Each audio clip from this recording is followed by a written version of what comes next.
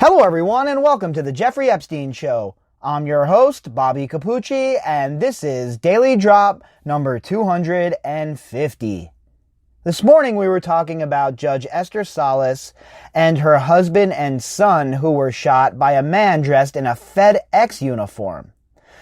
We were going through some of the scenarios about what it could be, who the man could be, what the motivation could have been. And now it's coming out that the man who perpetrated it was an anti-feminist lawyer named Roy Den Hollander. And it certainly does not look like it had anything to do with the Jeffrey Epstein case and Deutsche Bank as of right now. The evidence points to just another psychopath, a man with a grudge, someone who thought that they had a score to settle and thought in their sense of justice that this was the right way to go about settling their score. And the fact is, there are a lot of crazy, sick people out there, folks. And what this judge had to deal with here because of this man's this grudge that this man had, and the fact that he put his psychotic plan into motion, is just horrible to even imagine. Her husband shot, her son murdered.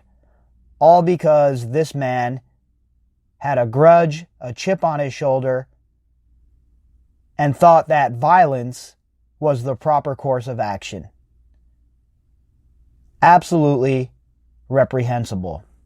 So tonight on this segment, we're going to update the earlier story with this new story from the AP that just came out a little bit ago. That way we're completely up to date on the facts as we know them so far, and that way we can keep moving forward and see where it goes.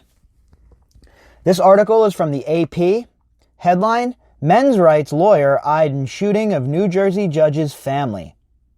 This article was authored by Mary Claire Dale, Michael Balsamo, and Michael R. Sissick.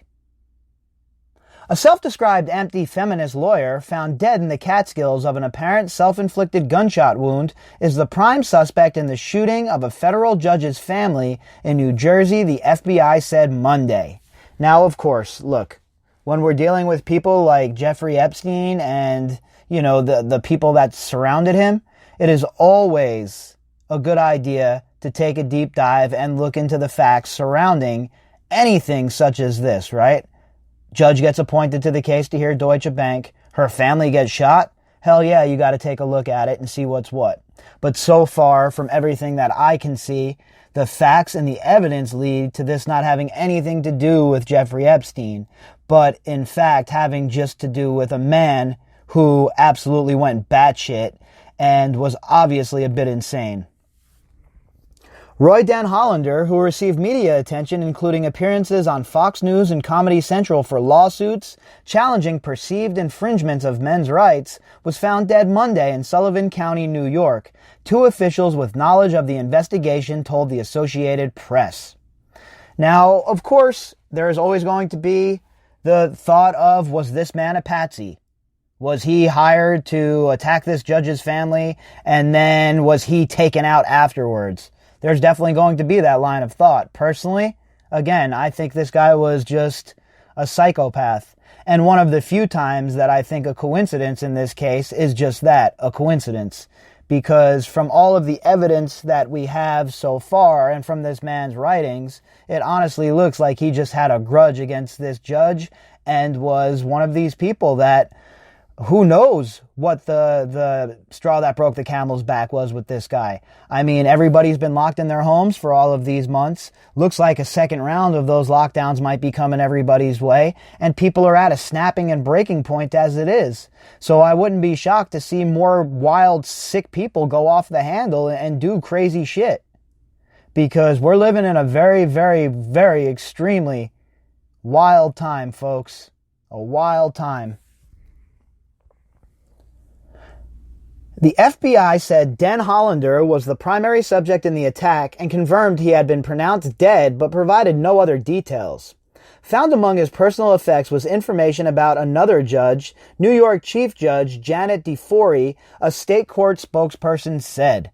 So this guy, who was a lawyer himself, had obviously had cases before these judges, or had cases that were steered by rulings that these judges might have made in other cases that were related to what he was trying at the time, or whatever it may be. But it most certainly looks like this guy is just one of those few people that snap and go absolutely insane. And I just don't, I don't even know what to say about people like this. People that have such a view of the world where they think that such violence is ever going to change anything for them or anybody else. This kind of wanton violence is just unacceptable in any way you chop it. A day earlier, a gunman posing as a FedEx delivery person went to the North Brunswick, New Jersey home of U.S. District Judge Esther Salas and started shooting, wounding her husband, the defense lawyer Mark Anderl, and killing her son Daniel Anderl. And I said earlier this morning that we had to get all of the facts, right, and see what the deal was. We didn't know what sort of cases her husband was handling, and we didn't know exactly who had come before Judge Salas beforehand, before this case even. Remember, people have long memories. If you put somebody in prison, or their loved one in prison, or something like that, people have very long memories, and they're out for revenge sometimes. And it doesn't look like that was the situation here, but it certainly looked like this man had a serious axe to grind when it came to this judge. And I'm sure we're going to see more of that evidence as it comes out, and I'll continue to update, wherever it goes. But honestly, I don't see this leading anywhere towards the Jeffrey Epstein case. But again, I don't rule anything out 100% until I have all of the evidence. As of now, I'm leaning towards this being an act of violence by somebody with a grudge. But if evidence pops up that leads me elsewhere, that's the path I'm willing to travel. Wherever the evidence goes is where I follow it at this point, because if we do anything else, we're going to get caught up in all kinds of wild goose chases, conspiracy theories, trying to tie this one to that one, and it's too much when there's actual tangible evidence right here and everywhere else for us to really dig our teeth into this and bring actual justice to these people, as opposed to going off and tying every little thing that we possibly can to the larger case when there's no evidence to prove that.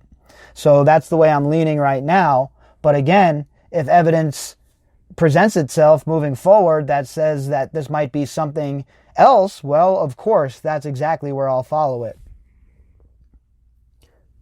Salas was at home, but in another part of the house, and was unharmed, said the officials, who could not discuss an ongoing investigation publicly, and spoke to the AP on condition of anonymity. Den Hollander was involved in a lawsuit filed in 2015 that was being heard by Salas involving a woman who wanted to register for the men-only military draft. In writings posted online, Den Hollander derided the judge as having traded on her Hispanic heritage to get ahead. And here we start to get some of those details, right, that I was talking about. Some of the chip on the shoulder type stuff, some of the ammunition and gasoline that could have fueled this man's rage. In a screed Den Hollander posted online, he also wrote of posing as a FedEx delivery person to speak with a young girl, the same tactic the gunman apparently used at the door to the judge's home. So this guy is dressed up as a FedEx employee before, according to him, and used that same tactic again here to ambush this judge's family. Den Hollander was best known previously for unsuccessful lawsuits challenging the constitutionality of ladies' night promotions at bars and nightclubs. His litigation and willingness to appear on television earned him spots on the Colbert Report and MSNBC. And you know what? While we're here and talking about stuff like the Colbert Report and MSNBC, the legacy media loves having these sort of people on their programs. They love smear merchants and clowns and fools like Michael Avenatti, like this guy, like so many others. And they keep bringing them out there like anybody should take anything these sorts of clowns have to say seriously. It is an absolute joke. Meanwhile, these same legacy media outlets ignored the Jeffrey Epstein case forever. Now all of a sudden, now they're all interested, no doubt about it. And they're all, crawling over one another to try and tell you how they have been interested from the very beginning. But we know the reality of it. We know that MSNBC and Fox and all of the rest of these stations would much rather have somebody like this knucklehead ass lawyer on here and with these stupid arguments than have real cases and real situations such as what the survivors went through on their programs, because they don't want to blow the doors off of that. Then their viewers might start asking, hey, why haven't you been reporting on this the whole time? Why are you just reporting on this now all of a sudden? And they couldn't risk that. Most of these shows they're getting killed in the ratings anyway, so they can't have any more of that nonsense, right? So they'll just act like it doesn't exist, and they'll bring on people like this knucklehead-ass Den Hollander lawyer guy. Another lawsuit argued nightclubs were violating human rights by charging men hundreds of dollars for bottle service. In 2008, he unsuccessfully sued Columbia University for providing women's study classes, saying they were a bastion of bigotry against men. All right, so we see what's going on here. This is like the guy from the movie Falling Down. Have you ever seen that movie? Guy, his car breaks down. He gets out of his car. He goes to like a McDonald's type of joint, and he wants a breakfast sandwich. They don't want to give him a breakfast sandwich, though, because it's 10:31. They stop serving breakfast at 10:30. So this guy goes absolutely bonkers, apeshit nuts, and it leads to a whole day of mayhem and mischief because it was the straw that snapped the camel's back in this guy's case in the movie. And that's basically what we're seeing here with this Den Hollander guy. A dude that had just was at his breaking point for whatever reason. Who knows what was going on in his personal life.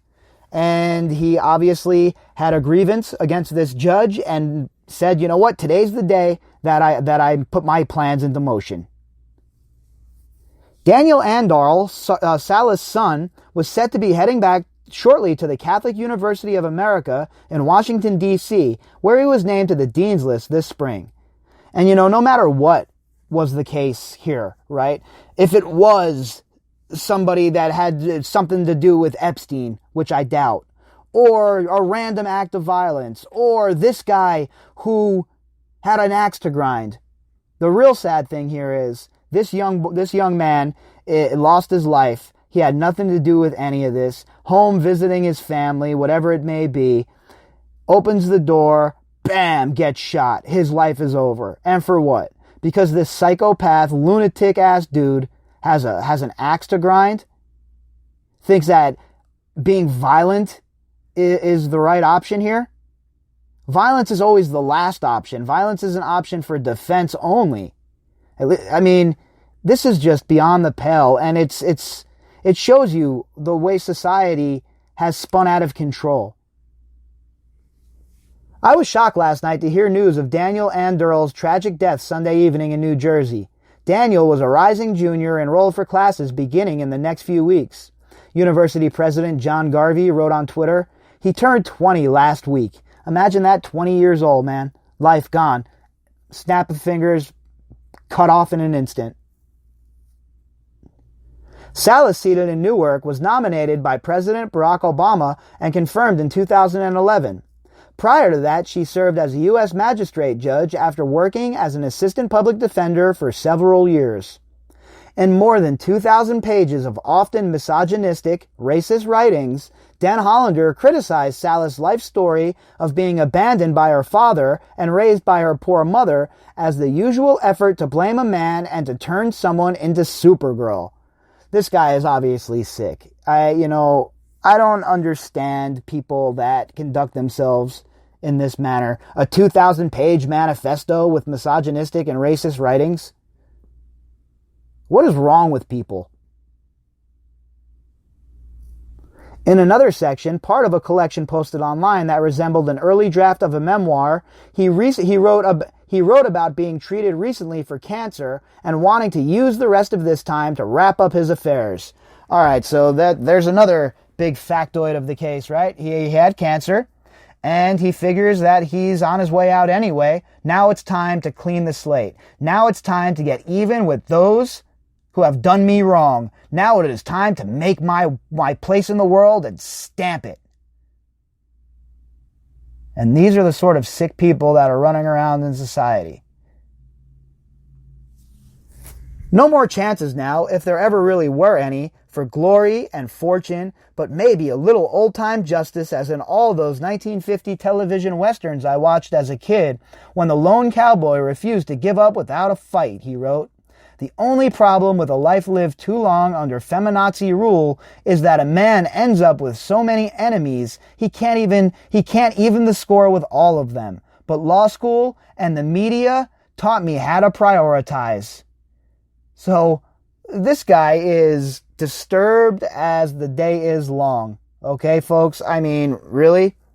Feminazi rule? What does that even mean? What does that even mean? Obviously, this guy had no luck with women or anything like that. He was probably always, last man standing at the dance, that kind of shit. All these dudes that hate women are the same. You know what I mean? Look, it's one thing to want to stand up for so-called men's rights in like family court and stuff like that. I understand that completely because those courts are skewered a lot of times. There's actually a debate to be had there. But when it comes to shit like this, feminazi rule, and dude, shut up. Just shut up. You're an absolute moron. And furthermore, if you were going to kill yourself anyway, you should have just killed yourself and left these people alone. This kid didn't deserve to die for your nonsense, you moron. Den Hollander's writings also point to a possible connection to the area where he was found dead. He described going to a family cabin in the Catskills community of Beaverkill about 40 minutes by car from Liberty. I'm actually familiar with that area.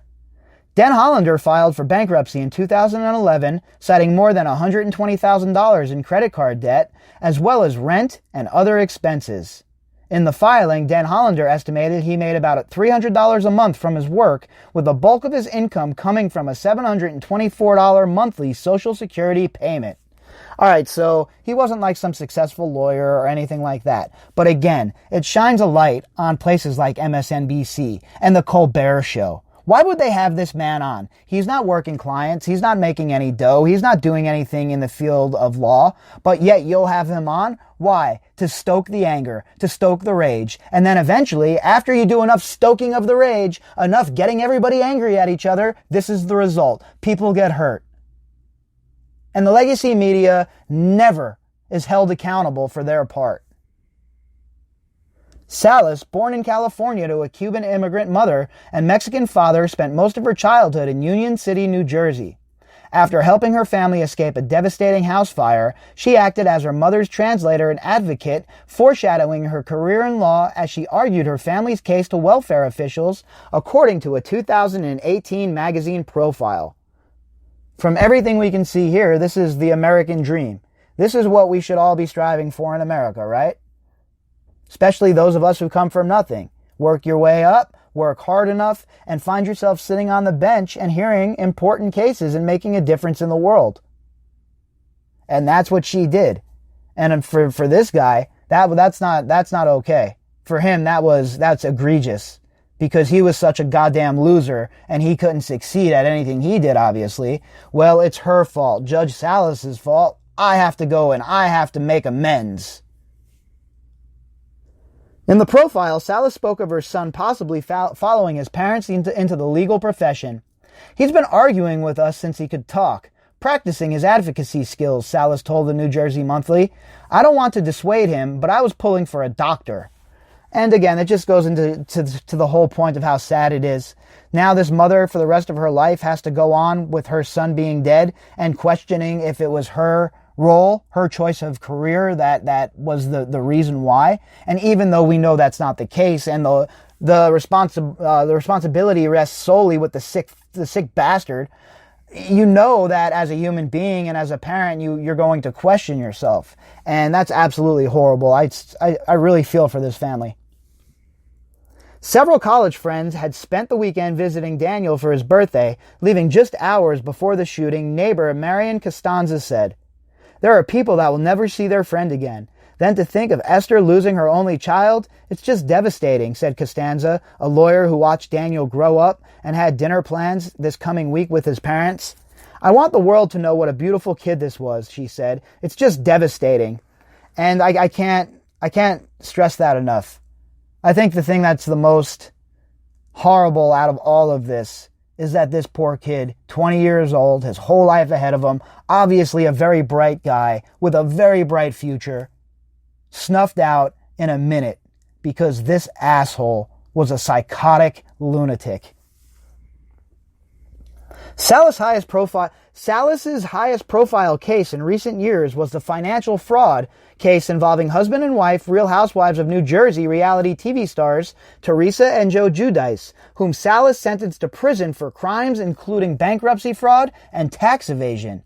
But what she did with that case, she staggered their sentences. She didn't send both parents to prison at once, like she could have. She staggered their sentences so their kids would have at least one parent in the home. And now, after all said and done, and Judge Salas wakes up the next few days, it's going to dawn on her that their son is gone. And it is going to have, I can't even begin to imagine the effect it's going to have on this poor lady.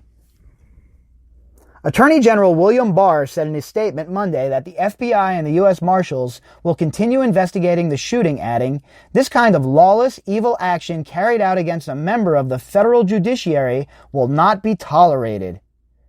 Yeah, well, I don't really take anything William Barr says seriously at this point, so excuse me if I don't have any faith in you there, sir. But this case in general, from everything that I can see so far, from where the evidence is, I don't think it has anything to do with Epstein. Not at this point. There's not evidence that points us in that direction, and I think it's important to stay on target, right? I think it's important to stay focused on the case as a whole, what's going on around Maxwell, what's going on around Epstein and Jean-Luc Brunel, Glenn Dubin, Les Wexner. Plenty of avenues that still need to be explored. So while I think that it was important to take a look at this and see if there was any connections that evidence pointed to as of yet, as of now, we really can't say that this has anything to do with the case we've been talking about here, with the evidence that has been provided. Again, if evidence comes forward or there's any sort of leaks or anything like that that points a different direction, as you all know, I am very willing to follow the evidence wherever it leads us. So as of now, I think that this was just a tragedy carried out by a man who snapped and lost his marbles, and this is the end result when you have this sort of strain and no resources for mental health. This is the end result. When people lose everything, they lose it, folks. And I think that's the case we have here. Just a madman who lost everything, who ended up losing it. If you'd like to contact me, you can do that at bobbycapucci@protonmail.com. That's BOBBYCAPUCCI@protonmail.com. You can also find me on Twitter at BOBBY, BOBBY_CAPUCCI. Inside of the description box, you will find all of the links that pertain to the episode. All right, everybody, I'll be back tomorrow with a little bit more. I hope you all had a fantastic Monday.